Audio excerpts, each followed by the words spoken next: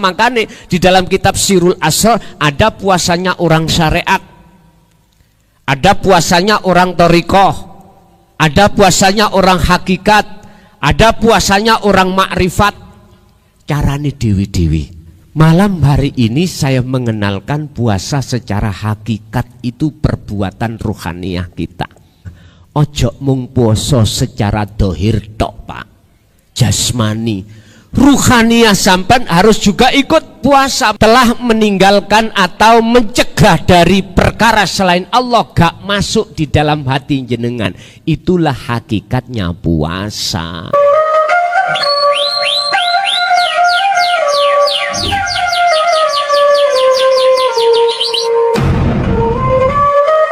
Dalam satu ayatnya, wahai orang-orang yang beriman, diwajibkan atas dirimu sekalian untuk berpuasa seperti orang-orang yang sebelum kamu semuanya,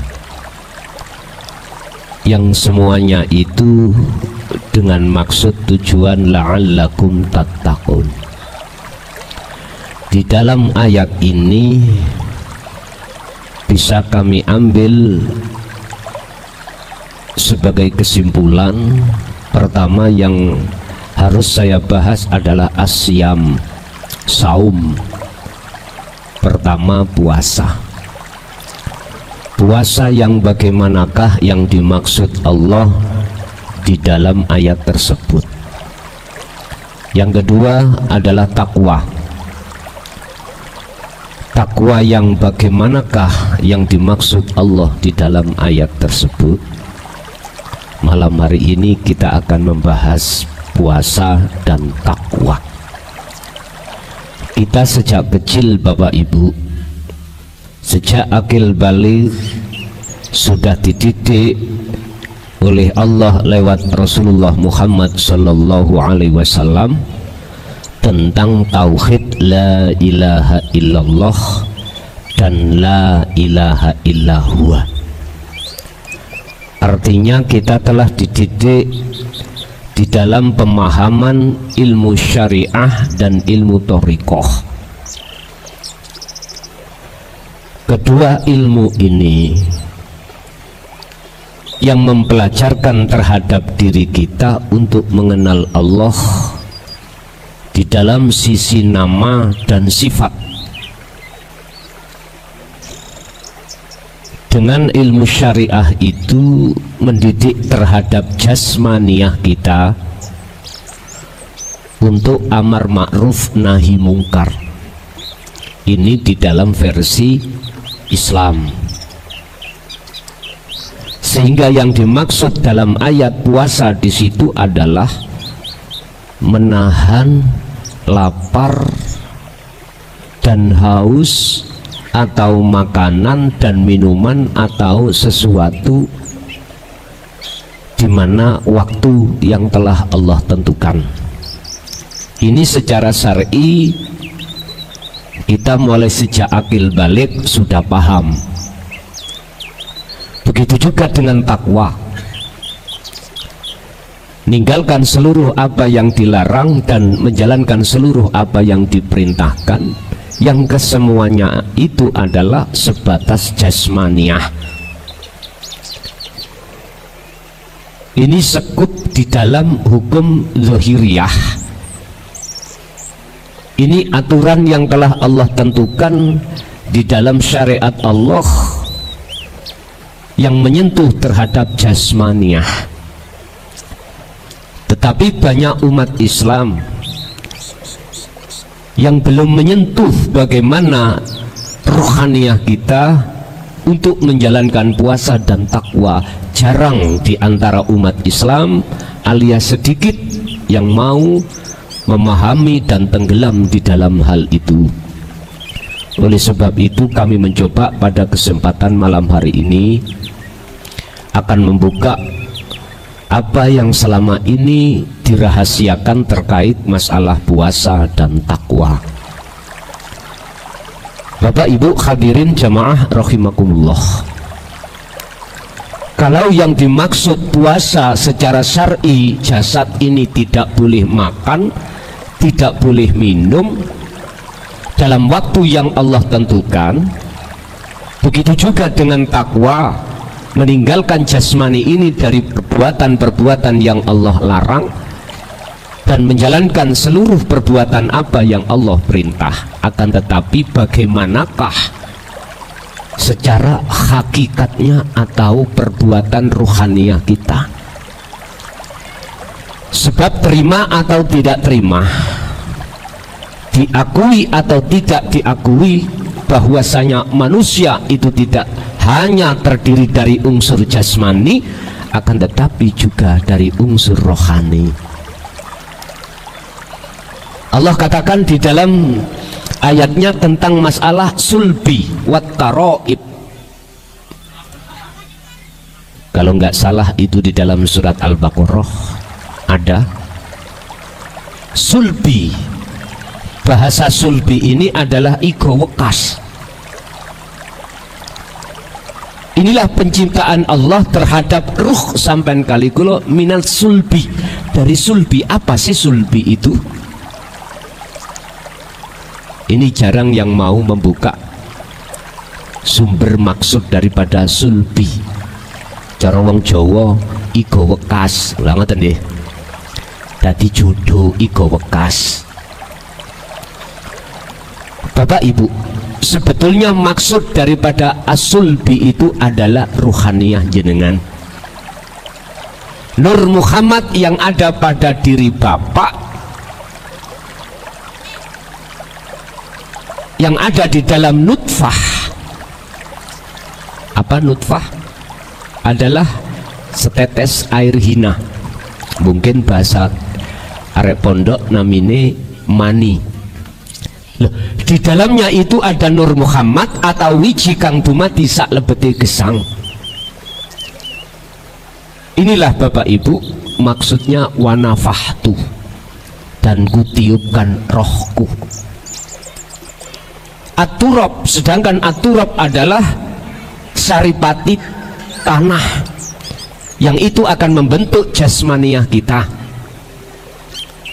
Saripati tanah itu seluruh makanan baik yang ditimbulkan dari tanah ini kita makan, akhirnya menjadi setetes air mani. Loh, di dalam setetes air mani itu ada sulbi. Itulah Nur Muhammad.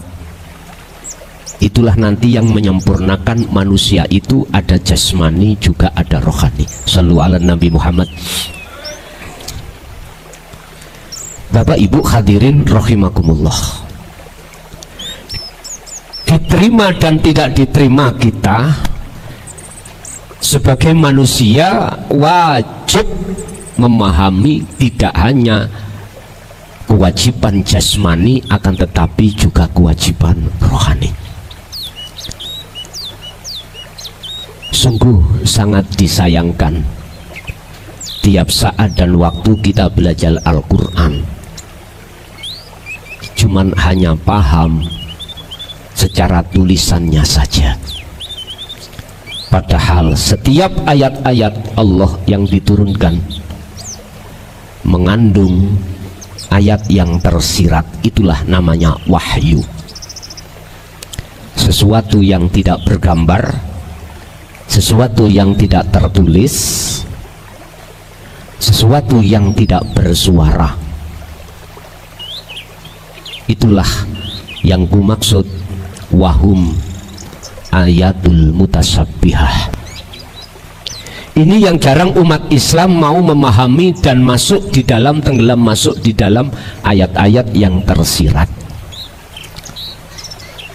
Padahal ayat yang tersirat itu tidak hanya ada di dalam Qur'aniyah saja, akan tetapi juga ada di dalam ayat yang kauniyah. Yang bersifatkan kauniyah itu adalah alam. Alam ini Pak, mengapa api kok panas sifatnya? Mengapa air kok sifatnya dingin? Itu ada maksud tersendiri. Bon, kembali ke materi. Secara hakikat atau ruhaniyah itu tentang masalah puasa adalah yakfur bitauhudi wa yu'min billah wa qala aidan ani'budullaha wastanibut tauhud. Apa yang dimaksud takwa atau yang dimaksud puasa di dalam pandangan hakikat adalah yakfur, jenengan wajib mencegah atau meninggalkan bitauhudi ruhaniyah untuk menghadap selain Allah. Yang kumaksud Allah itu bukan nama, bukan sifat. Dilarang bagi ruhaniyah kita untuk menghadap terhadap selain Gusti Allah dalam aktivitas apapun. Tidak boleh ada iman yang berperan sebagai aktor itu selain Allah, nggak boleh. Inilah larangan dan inilah perkara yang harus jenengan cegah. Nggak boleh masuk di dalam hati. Coba dibuka di dalam surah Al-An'am ayat 78, 79, 80. 80. 78, 79. Mari 79 berapa? 80. Itu kisah sejarah beliau Nabiullah Ibrahim ketika saat mencari jati diri. Artinya beliau mencari mana sih yang namanya Allah itu. Itu dikisahkan di dalam surah Al-An'am. Pertama, dalam ayat 78 beliau ditampakkan Allah bulan, Pak. Dan di situ beliau mengatakan, "Hadza Rabbi."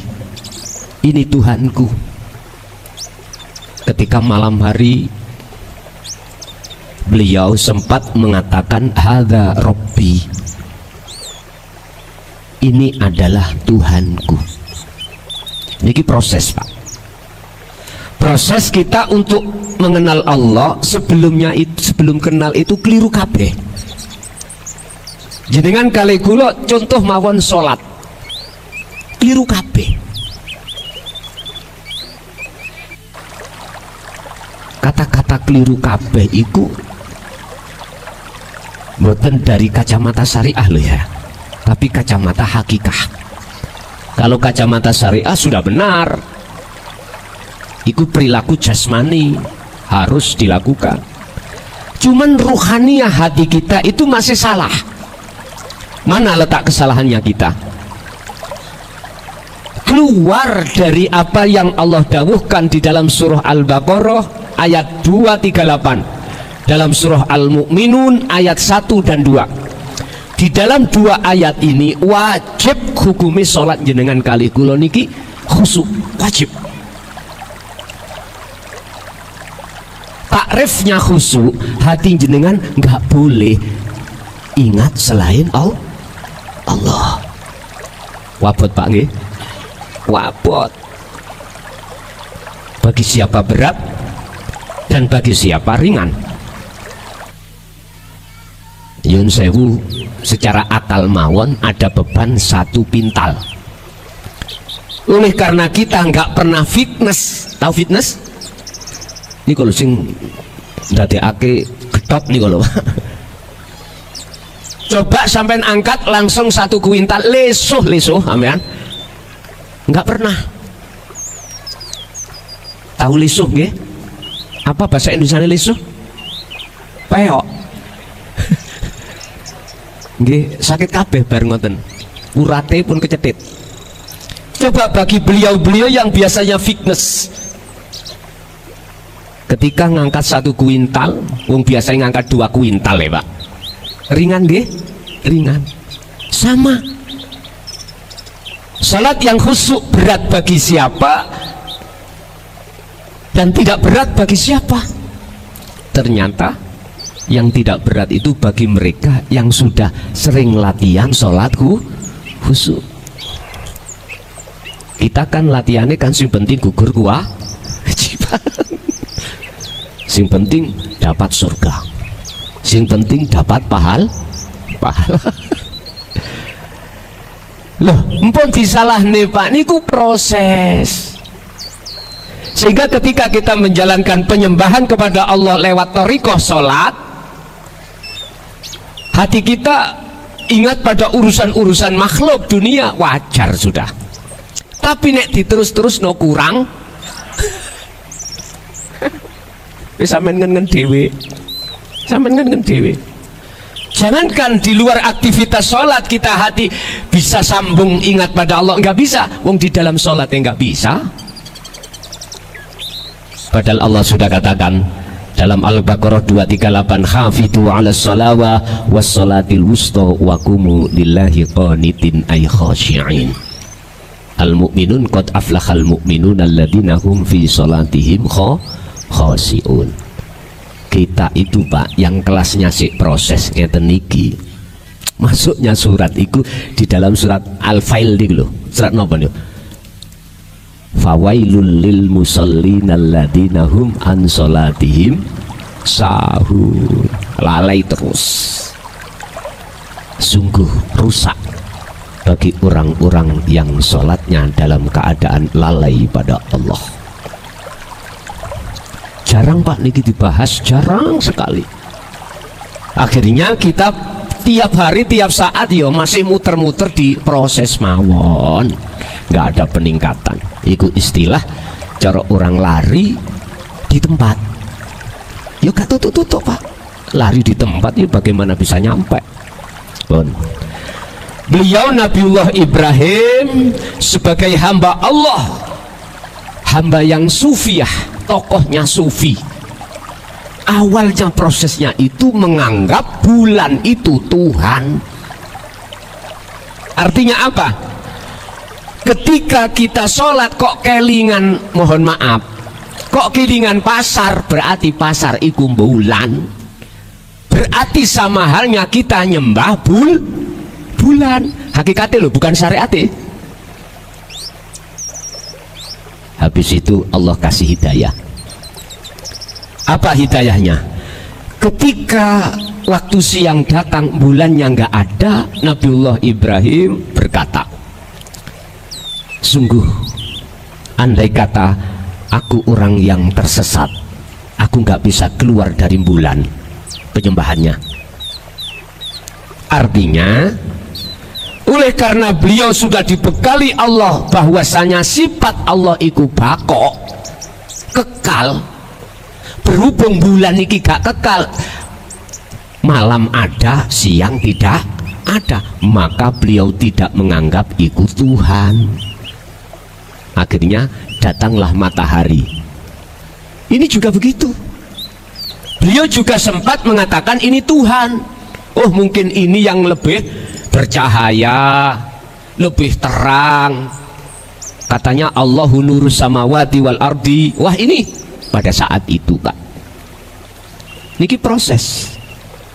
Ternyata siang pun yang namanya matahari pada akhirnya maghrib tenggelam, ghurubus syamsi tiada. Akhirnya nopo Pak? Beliau sadar berarti matahari bukan Tuhan. Ngaji niki nyantai ya, ampun sepanang-sepanang. Nanti tambah stres sampean kok. Wis santai mawon. Iki masalahnya ngaji babakan ruhani. Artinya apa Bapak Ibu? Kita awalnya itu ketika akil balik, hubbus syahwah. Di dalam hati kita itu ada beberapa macam iman. Mau macam-macam iman nih. Contoh, nih ngarep ono kopi diumbi rasa pahit, ono gula nih rasane legi.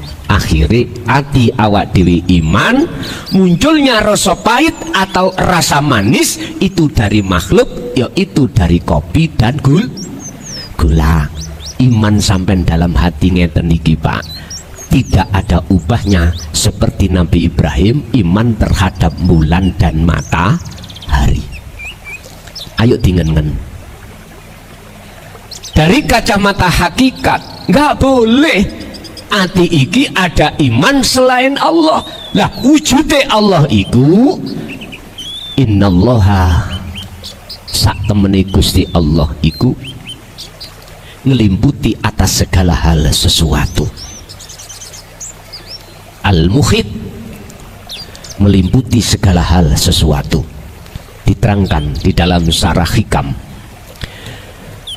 fil makhlukati iku ing dalem piro-piro makhluk, ai mukawwanat. Makhluk iku berarti bukan kholik. Makhluk berarti yang diciptakan.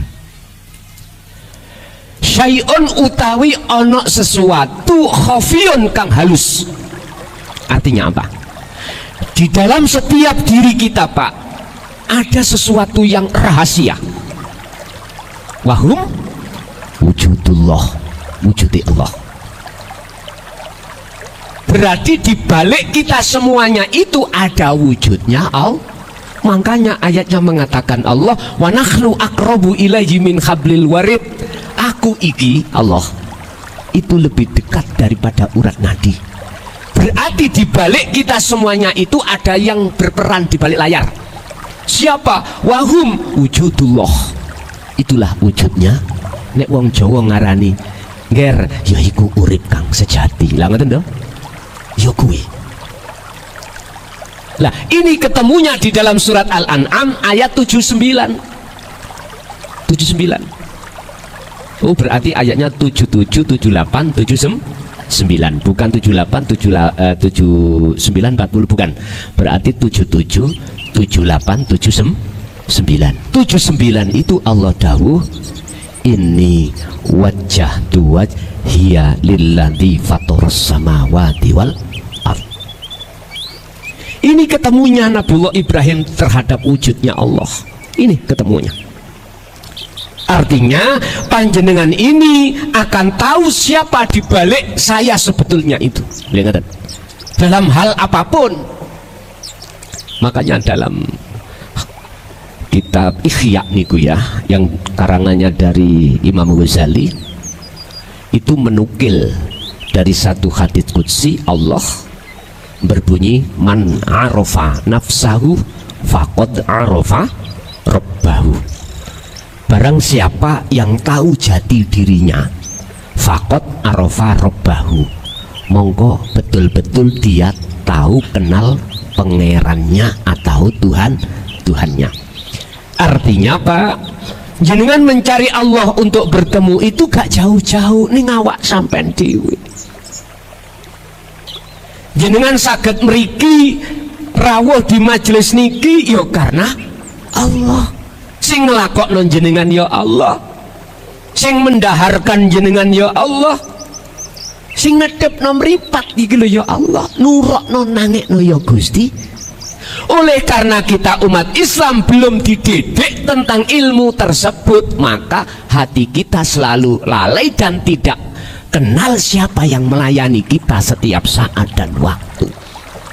Akhirnya beliau Allah memberikan peringatan terhadap kita di dalam surah Al-Kahfi ayat 110. Wala yusrik, ojo kabeh awakmu iku nyekutokake dateng Gusti Allah birabbihi ahada, dengan sesuatu yang lain. Artinya iman sampean iku ojo duweni iman rumangsa aku iso ngaji, rumangsa aku iso salat dhewe, rumangsa aku iso mangan dhewe. Empun niki dadi niku bebase sampean iku dari perbuatan hati yang disebut syirik khafi. Syirik itu apa? Menyekutukan Allah dengan sesuatu yang lain. Khafi artinya adalah sangat lembut. Contoh, kula ning ati kula duweni pangrasa, pangiman, rumangsa aku sing ngaji. Ngeten iki syirik pun kula. Syirik. Karena saya itu sama dengan jenengan. Apa? Sebagai makhluk. La sifatnya makhluk, la haula wala quwata. bisanya berbuat karena illa billah. Ini loh Pak, monggo ayo disudahi perbuatan-perbuatan hati kita yang telah menyekutukan Allah dengan diri kita sendiri. Kapan lagi? Lebih-lebih kita menyambut sasi Ramadan. Artinya ojo mung puasa secara dohir tok Pak, jasmani, ruhaniyah sampan harus juga ikut puasa. Makanya di dalam kitab Sirul Asrar ada puasanya orang syariat, ada puasanya orang thariqah, ada puasanya orang hakikat, ada puasanya orang makrifat. Carane dewi-dewi. Lah, malam hari ini saya mengenalkan puasa secara hakikat itu perbuatan ruhaniyah kita. Cegahlah, tahanlah iman-iman yang selain Allah yang akan masuk dan dibimbing oleh nafsu dalam diri kita. Cegah. Jikalau sudah kemasukan, keluarkan. Makanya dalam surah Al-Baqarah ayat 256 Allah katakan, wa may yakfur bit-taghut wa yu'min billah. Barang siapa yang betul-betul mau hatinya iki mensucikan syirik khafi tadi atau meninggalkan tauhid. Tauhid itu perkara selain Allah yang disebut makhluk. Maka wa yu'min billah, maka imannya menjadi iman yang ihsan. Islam, iman, ihsan. Sallu ala Nabi Muhammad. Tentang ihsan iku Rasulullah sampun memberikan takrif, definisi, antakbudallaha ka'annaka taroh. Ketika jenengan melakukan aktivitas apapun, hati sampean selalu connect dengan Allah. Artinya seakan-akan jenengan iku bisa melihat wujude Gusti Allah. Jabarane Pak, jenengan gak ngakui dalam hati kalau jenengan sing agawe, kalau jenengan yang sholat, kalau jenengan yang berpuasa. Inna sholati wa nusuki wa mahyaya wa mamati iku lillahi rabbil ngalamin. Jadi neng ati sampean iku sudah tidak ada pangrosok kita yang bisa melakukan. Wujud perilaku itu sumbernya dari Allah Subhanahu, yang Allah itu ada di dalam diri panjenengan masing-masing. Tugas sampean sekali kula niki namung antak budallaha. Piye carane sampean kali kula betul-betul dikatakan menyembah dengan benar terhadap Allah. Wa ma umiru illa liya'budullaha mukhlishina lahud. Kalau tidak lahuddin nggak bisa Pak. Caranya bagaimana? Al-An'am tadi Allah katakan ini wajah tuat, iya, sesungguhnya ku hadapkan wajah rohku terhadap wajah Allah.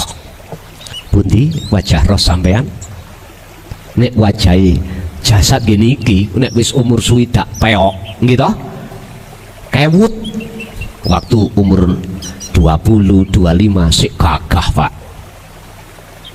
Umur 30 sik gagah Pak, mangan apa wae sik doyan. Coba nek wis umur 70, 80 ditari, mohon maaf sego jagung mboten apa maneh tiwul, wis mboten kersa, ra penak, pun berkurang semuanya. Kekuatan juga begitu. Yang dulu bisa ngejar nyuwun sewu, ngejar wanu emprit itu kuat Pak. Sakniki ngejar putune gak kuat. Karena sudah umur kita sudah 80 90. Wajah yang tadinya cantik, gagah, ganteng, ayo umur 80 90 nanti gagahe, nanti gantenge, nanti ayune hilang. Tapi kalau wajah ruh ini bakok kekal. Sehingga beliau Imam Ghazali dawuh di dalam kitab Ihya, di dalam setiap diri manusia itu ada segumpal darah, segumpal daging. Niki nukilan dari hadis Rasulullah. Jikalau segumpal daging itu bagus, maka baguslah semuanya. Jikalau itu rusak, rusaklah semuanya. Apa yang dimaksud segumpal daging? Wahuwa al-qalbu. disebut hati. Hati diterjemah disarah lagi. Mahuwa al-qalbu, dijawab wahuwa ar-ruh, itulah ruh. Ya Allah,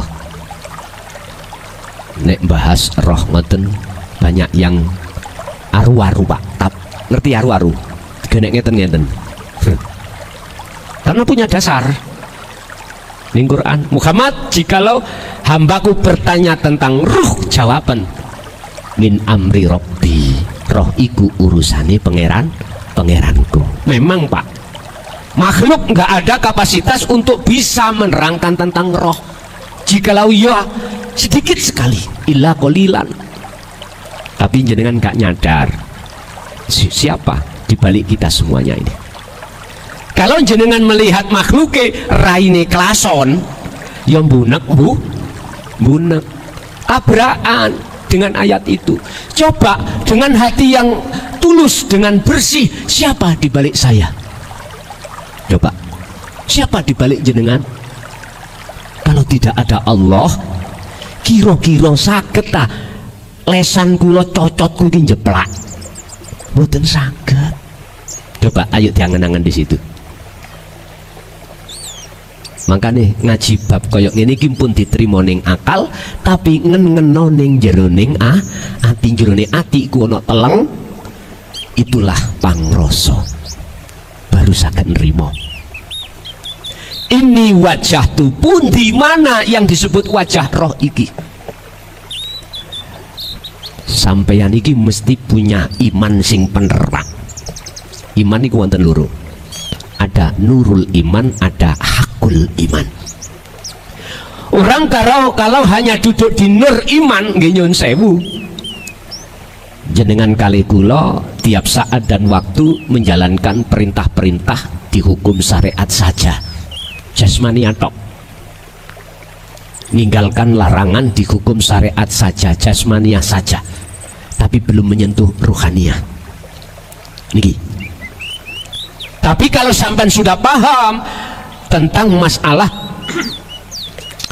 segumpal daging tadi adalah ruh, adalah hati, disitulah ada keihsanan, yang ihsannya seseorang iman itu kadang tidur, kadang sudah bangun.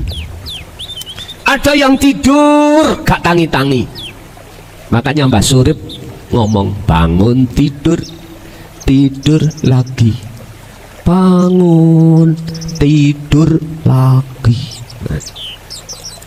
Mana rasa atau ihsan yang tidur itu? Merekalah yang tidak sadar kalau olehnya kita bisa sholat itu ada sang penggerak, sebetulnya adalah Allah. Ketika waktu sholat nggak merasakan kehadiran Allah di dalam dirinya, nggak ada rasa itu. Apa sebab ini semuanya? Sederhana jawabannya Pak, karena ruhania kita di dalam genggaman hawa nafsu, yang hawa nafsu itu wazuyyina linnasi hubbus syahawah.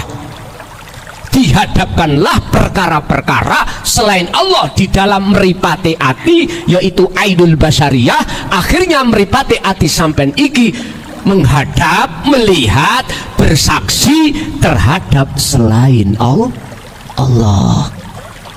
Akhirnya selain Allah itu menutupi mata hati kita, sehingga hati kita sampai kapanpun abadan khalidina fiha, selamanya kita tidak akan pernah tahu dan tidak pernah merasa kalau sebetulnya walillahil masyriq wal maghrib, yang menggerakkan seluruh makhluk mulai jagat timur sampai jagat barat adalah Allah subhanahu wa ta'ala. Nek ngomong memang gampang, memahami dan merasakan dan mempraktekkan ini kalau tidak kita latih, boten saged, boten saged. Estu Pak, boten saged. Maka wajiblah bagi kita untuk senantiasa hati sadar setiap saat dan waktu, apapun yang timbul dan muncul dalam diri kita atau makhluk yang lainnya, merasa dan beriman semua adalah Allah Subhanahu wa ta'ala. Yaitu wajah sampean. Inilah yang dimaksud Nabiullah Ibrahim, ini wajah tu wajhiya. Terus mana wajah Allah? Pun sampean deleng mriki sedaya. Niki lho. Niki lho, Pak. Surat Al-Hadid Allah dawuh huwal awwal wal akhiru wal zahiru wal batin. Niki Pak, yo ono jero sampean, yo ono njaba sampean. Ini wajah Allah. Wa qala aidan di dalam ayat yang lain, laisa kamislihi syai'un. Wujude iku tidak bisa diserupakan terhadap apapun. Tapi sampai rangkul kelawan ngeroso tadi. Itu dalam kitab Hikam disebut Su'aul Basyirah. Asahlah rasa di dalam dirimu hanya menghadap terhadap wajah Allah. Ini sifate wajhiya ayate lilladzi fatoros samawati wal ard. Dialah lilladzi, yaiku sing nyiptakake fatara, sing nguasai fatara, sing gerakkan fatara, as-samawati wal ard. Makhluk samawat wal ard itu adalah makhluk. Berarti seluruh makhluk itu yang menggerakkan dan yang menguasai adalah Allah. Di dalam ayat itu disebutkan wajhiya. Makanya janganlah kau menyembah namaku, sifatku, zatku, tapi sembahlah aku. Innani anallah la ilaha illa ana fa'budni wa aqimus sholah li dzikri. Mesti ono aku nih. Tegakkanlah sholat semata-mata untuk mengingat aku, bukan Allah loh ya. Ayatnya bukan Allah. Kalau Allah iki nama bukan, sifat bukan, zat bukan, tapi aku. Sesungguhnya aku iki Allah. Tidak ada Tuhan yang wajib disembah kecuali aku. Surat Toha itu ayat 14. Oleh karenanya fa'budni, sembahan aku. Aku gini ki. Semata-mata wa aqimis sholah, nyembah lewat syari'ah, lewat thariqah sholat, semata-mata lidikri, supaya kamu iku eling ingat aku. Lu aku mana? Iki maksudnya piye? Mohon Pak, belajarlah jenengan ini tauhid la ilaha illa anta. Dengan begitu panjenengan akan bisa sampai la ilaha illa ana. Dua kalimat tauhid ini Allah letakkan di dalam surah Al-Anbiya ayat 87 dan ayat 25. Niki diletakkan dalam surah Al-Anbiya, artinya piro-piro nabi. Jenengan akan tahu hakikati Rasul kalau sudah paham daripada isi di dalam surat Al-Anbiya tadi. Bapak Ibu hadirin jamaah rahimakumullah. Lah wajah Allah miturut surat Al-Baqarah ayat 115 ini ngarep sampean iki. Fa aina ma tuwallu fa thamma wajhullah. Wajah niku pun diartekno nggih niki sanes lho ya. Ngarep jenengan niki lho. Dulu Mbah Kung niku nek isyarah iku ngene. Wujude Allah iku ya ana kahanan gumliwang-liwung. Mbah Kung nek kuwi wis iso mlebu alam gumliwang-liwung, monggo awakmu wis disebut mlebu alam akhirat atau alam musyahadah. Terus kula tangklet, Kung, mlebu nang alam akhirat iku kudu mati ya. Iya kudu mati, tapi gak dijabarno mati mutu qoblal maut. Jadi bingung Pak. Akhirnya pada saat itu aku memahami kalau sudah mati secara dohir syariat niki, ternyata tidak. Buka di dalam surah Al-Ahzab ayat 21. Ini kok baru paham. Dan ini pun dilakukan oleh baginda Rasulullah Sallallahu Alaihi Wasallam yang di dalam ayat ini disebut sebagai uswatun hasanah. Laqad kana lakum fi Rasulillahi uswatun hasanah. Sungguh betul-betul di dalam diri seorang Rasul itu ada percontohan yang baik. Mana? Liman kana yarjullaha. Lah niki. Bagi hati seseorang yang ada keinginan untuk bertemu Allah. Sebab umumnya wong kabeh iku Pak nyuwun sewu, tidak saya, tidak jenengan, pingin ketemu tujuan dunyane sukses, nggih mboten? Pingin ketemu makhluk sing durung nikah, pingin punya pacar, sing lanang ya pingin pacar sing ayu, dirabi pisan. Yang perempuan wanita juga begitu, sama. Setelah dapat pacar nikah, setelah nikah pingin punya anak, pingin kebutuhan di dalam rumah tangga yang sifatnya duniawiyah itu luweh-luweh semuanya. Dan itu proses kita memang. Cuman yang harus kita sadari, dalam surah Al-Qasas ayat 77 Allah memberikan peringatan, wabtaghi fima ataqallah darul akhirah wala tansa nasibaka minad dunya. Walaupun sesibuk apapun kau di dunia mencari ma'isyatu dunia, kebutuhan-kebutuhan yang bersifatkan jasmani di tengah rumah tangga, situ ojo lali. Wabtaghi, raihlah fima ing dalam apa, di dalam apa ataka kang nekake nganugrahake ka ing sira sapa Allahu Gusti Allah. Jangan kau lupakan alias raihlah apa yang Allah anugerahkan terhadap dirimu ini. Apa itu? Darul akhirah, hubungan hati roh sampai langsung terhadap Allah. Ini lewat apa Pak? Lewat dzikir. Pun intinya lewat dzikir. Dzikir yang kami sebut di sini adalah dzikron katsiron. Sejatine eling. Kondisi sejatine eling. Ati pangrasa niku lho Pak. Sadar lewat merasakan kehadiran wujudi Allah di dalam diri sampeanlah sebagai sang aktor, sebagai sang yang berperan di segala hal aktivitas apapun. Hati kudu eling seperti itu. Yo niki sing jenenge sambung. Lambah kong mboten jelasno ngoten dhisik niku. Dadi nggih goleki dhewe Pak. Mungkin jenengan nggih ngoten. Lha ngoten nggih. Bingung tenan. Ya Allah. Tapi sejarah Nabiullah Ibrahim tidak terus-terusan tersesat hatinya. Tidak terus-terusan menyembah makhluk berupa rembulan atau matahari, ndak. Jenengan nggih ngoten.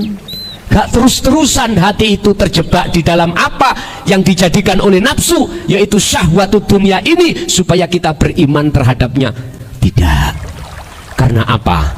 Karena ilmu, risalah, wahyu Allah sudah dihadirkan dan jenengan terima dan jenengan paham, lalu jenengan wa'amilus sholihah, praktekkan di setiap saat dan waktu. Hanya berzikir sirul asror atau zikir pangroso, itulah cara untuk sampean kali kula meninggalkan iman yang tidak boleh kita imani atau membersihkan iman yang bukan sebetulnya Allah di dalam hati kita yang harus kita keluarkan. Itulah namanya wa may yakfur bitauhid. Barang siapa meninggalkan, membersihkan hatinya dari tauhid lewat dzikir tadi, maka wayu mimbillah, mereka imannya akan menjadi iman yang ihsan. Iman ihsan adalah iman yang sudah makrifat dateng Gusti Allah. Jenengan sholat, andai kata sholat seperti itu, nek gak rasani nyaman nang Mojokerto tabu ono sandal aku estu. Sebetulnya ini sudah dididikkan oleh Mbah Boyot kita Pak dulu dengan bahasa Jawa. Dulu orang-orang dulu Mbah Boyot kita belum mengenal Al-Quran, tapi sudah mengenal dinut tauhid, ilmu sejati, ilmu untuk mengesahkan pada Allah. Sebetulnya begitu, cuman namanya tidak disebut Allah. Nggih mboten. Makanya biyen Mbah Buyut sampeyan nek dawuh nang Allah utawa nek ngomong Allah Gusti Allah. Lah ngoten nggih. Nggih niku. Oleh karena orang-orang Jawa kakek-kakek dulu kita itu, mohon maaf, cara syariat iku durung dididik, hanya dididik ilmu ruhaniyah, ilmu carane nyawiji menyang Gusti, mengesahkan pada Allah, bahasane dengan bahasa Jawa. Akhirnya terkenalah dengan ilmu kejawen atau ilmu sejati. Wadahe ana sing kapitayan, ana sing sabda. Iku sembuh wakeh macam-macam niku. Tapi pendidikannya khusus ruhaniyah. Salate lah kak kados salate wong Islam syariat. Enggak, nek jenengan kan ngadep ngilen 5 waktu meliputi duhur, asar, maghrib, isya, subuh. Terus gerakane ana 4, ngadeg, rukuk, sujud, lungguh. Dikawiti takbir, dibungkasi salam. Salate mungguh beliau-beliau dulu cuman ruhaniyah, akhirnya disebut sholat daim. Lah sholat daim niku jumlah ini ku 24 jam. Nek sampean pinten mbak? 5 waktu itu ditempuh pirang menit? Mboten jam-jaman. Berapa menit? Itu pun hati buyar. Lah ngoten nggih. Hati kita digondol kucing garong. Ketemu rondo kempling lah. Wis mau macam-macam. Masya Allah. Syariate kari-kari Mbah Buyut kita dulu. Akhirnya nyuwun sewu, maca bismillah gak teteh, besemele. Tapi atine sambung nang sejatine Allah. Pun aku gak ngomong api endi biyen ambek saiki, kula mboten ngomong ngoten. Cuman bagaimana caranya kita hati ini, tabiat hati ini dalam beribadah biar tambah bermutu. Lho ngoten mawon. Saya tidak menyalahkan satu dengan yang lain, ndak. Oh luwih api iku, luwih api ndak. Cuman bagaimana caranya kita sebelum kita meninggal, sisa umur kita ini tinggal berapa kita tidak tahu. Bagaimana caranya ke depan ngibadahi semakin baik. Nek cara poso semakin baik, gak mung hanya mendapatkan lapar, haus tak ndak. Gak mung ketemu surga pahala tok ndak, tapi ketemu Gusti Allah. Karena surga dan pahala itu makhluk hasil karya ciptaane Allah. Mengapa kita memfokuskan diri untuk mencari itu? Carilah yang sebenar-benarnya. Apa? Allah Subhanahu wa ta'ala.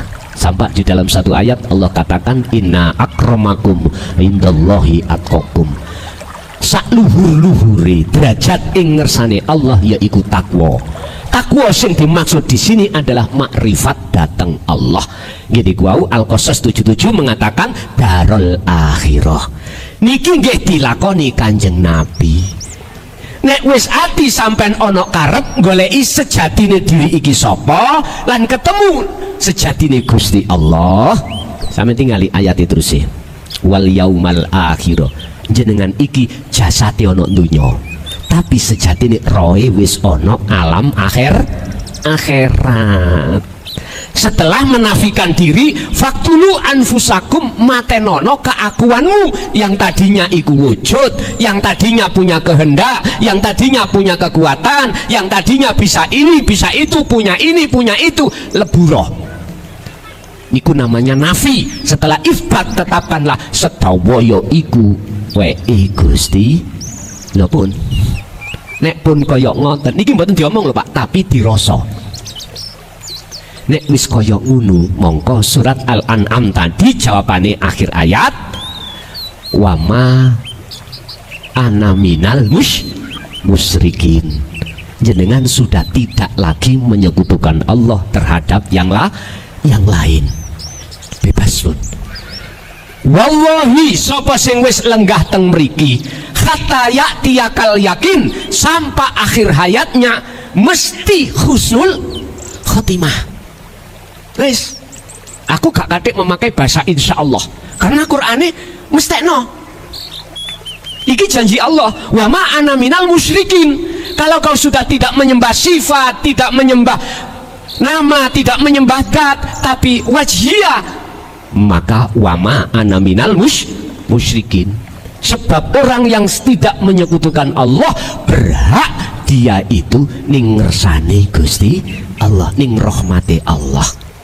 Lah semuanya itu ditempuh dengan wal yaumal akhir wa dzakarallaha katsiran. Al-Ahzab mang lo, Rasulullah itu selalu berzikir hatinya. Dikire Pak, cukup sampean iku zikir pangrasa. Punah. Penak toh. Dulu simbah mboten nate bahas sedetail ini karena memang masanya. Mbah Kong itu mboten wantun bahas ini, padahal ngerti mbah sampean kali kula. Karena masanya memang ada rasa takut. Artinya rasa takut memang di situ tidak boleh, biar mencari sendiri. Lah masa sekarang digerus dengan zaman, boleh Pak sekarang. Walaupun resikonya agak sondok berat, tetap ku sampaikan karena niki risalah yang dibawa oleh setiap rasul. Apa? Ya niki risalah Rasulullah, para rasul sing paling inti. Tolong dibuka di dalam surah Al-Anbiya ayat 25. Risalah yang inti ya ini, yang dulu olehnya menyampaikan dengan bahasa kinayah, dikarenakan memang di sisi kiri kanan sampean itu nanti jikalau mendengar jenengan mesti disesat-sesatkan. Bahkan ada yang dibakar rumahnya, bahkan jenengan diintimidasi, bahkan dibunuh. Apa di situ? Wama arsalna min qablika mir rasulin illa nuhi ilaihi annahu la ilaha illa ana fa'budun. Nyembah sing peneriku nek ati sampean duduk di tauhid illa ana pun. Intine wonten niku. Inilah risalah yang para rasul mesti membawa Pak, dan menjelaskan pada saat itu di tengah-tengah umatnya. Tapi resikone nggih ngoten kuwi. Empun dipikir kula niki enak-enak mawon. Lho, ning WA kula diceluk asu. Babi. Tapi kula maklumi karena belum paham. Jadi ajaran apa yang kusampaikan, ilmu ini dikatakan roti tapi rasa tai. Bisa apa-apa. Dulu memang kita seperti itu prosesnya. Sampai pun muring-muring. Sampai harus memaklumi lah wong nyun sewu, wong mripate wuta, dikongkon melampah, terus nabrak pager. Salah no mboten? Mboten. Kudu dimaklumi alasannya karena mripate wuta. Lho ngoten lho Pak. Ketetapan mripat yang wuta, mata yang buta gelap Pak. Apa sebabnya gelap?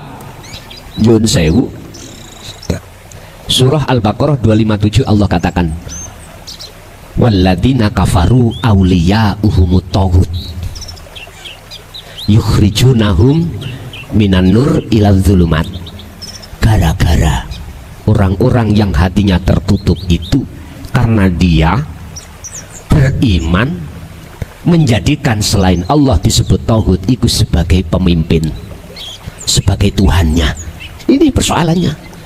Akhirnya gelaplah mata hati mereka. Mestine Pak, ya kalau butanya meripat dohir ainul basyariah dibawa ke dokter spesialis mata bisa terselesaikan. Nek meripati ati sing wuta lho digawa nang ndi? Niki sampun kula masukkan di dalam kitab awal. Alhamdulillah sudah selesai kitab awal. Tadi tanggal 27 dikirim. Saya pesan 1000 kitab, ternyata masih kurang Pak. Ya napa maneh? Masih kurang. Pertama kami siapkan yang ada di pondok, yang ngaji Ramadanan ini. Untuk yang di luar yang pesan-pesan, nggih mohon ditahan.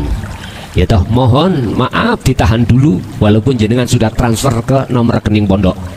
Tetap ada catatannya, nanti ya dengan kedah nunggu percetakan berikutnya. Saya percepat bagaimana ndang lekas sampai yang ada di wilayah atau di luar pondok itu ngaji lewat live itu dan lekas membawa, sebab nanti kita ngaji itu tidak hanya ngaji rungon, jenengan juga melihat kitabnya. Kitabnya jangan khawatir, tidak hanya berbahasa Arab aja tapi juga berbahasa Indonesia. Wis tah enak, cuman situ sing susah kula ngkei bahasa niku, bahasa Madura sing mboten saged kula. Ngapunten ingkang kathah, ngapunten. Yang penting bahasa Indonesia semuanya paham nanti. Jadi ketika ngaji bulan Ramadan nanti, jenengan bisa langsung melihat kitabnya, baik yang di majelis maupun yang lewat live streaming. Nanti dengan secepatnya nanti pengurus untuk lekas mencetak lagi. Bapak Ibu hadirin jamaah rahimakumullah, kembali kepada materi. Rasulullah itu cara untuk bisa mendekat dan bertemu Allah. Miturut surat Al-Ahzab ayat 21, dan sekaligus sebagai teladan Kanjeng Nabi untuk para umatnya, wa dzakarallaha katsiran. Beliau selalu menjaga hati, selalu ingat datang Gusti Allah. Dan ini tentang masalah zikir juga saya jelaskan dengan detail di dalam kitab tersebut. Sampun, walaupun jenengan Ramadan tidak bisa ikut, nanti lewat kitab itu bisa jenengan pelajari.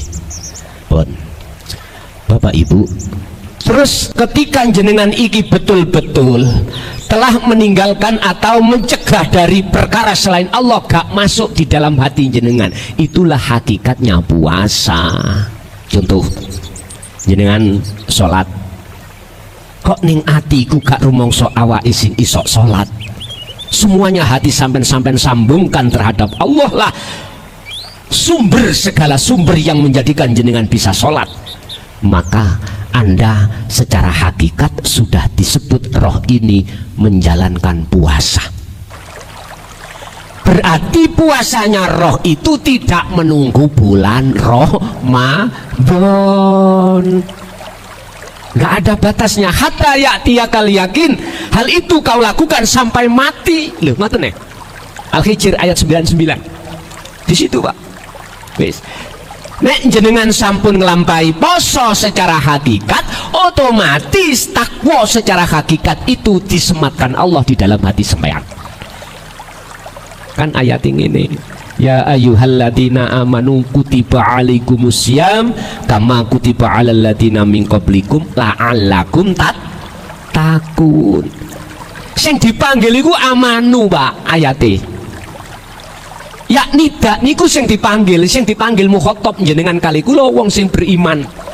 Siapa orang yang beriman? Adalah orang-orang yang hatinya sudah sadar kalau semuanya yang menggerakkan makhluk itu adalah hidup atau urip sejati yang melimputi di dalam dan di luar makhluk tersebut. Fil mukawwanat syai'un khafiyun wa huwa wa hum wujudullah. Pun begini. Inilah yang dimaksud amanu dalam ayat ini. Wahai orang yang beriman, teruskan imanmu sampai ke ihsan. Lho ngoten lho karepe. Lewat thariqah apa? Puasa.